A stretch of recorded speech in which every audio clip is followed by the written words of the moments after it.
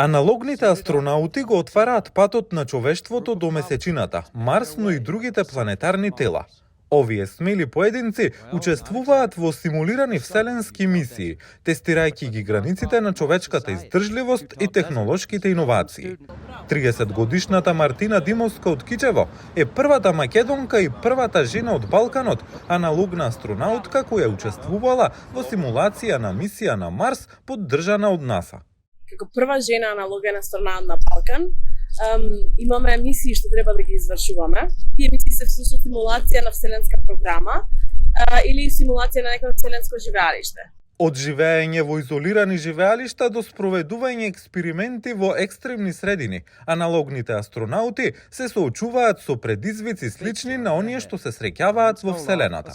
Мартина Димовска учествувала на аналогни мисии во Северната Кота, Соединетите Американски држави, Полска и во Шпанија, како и на многу тренинзи на различни места во светот.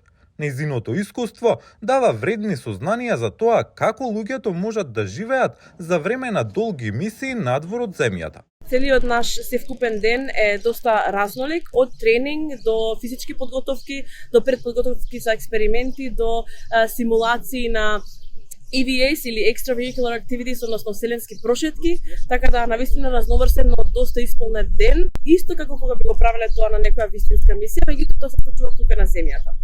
Димовска вели дека во Северна Македонија потребна е повеќе политичка волја и разбирање за да се прават вселенски истражувања.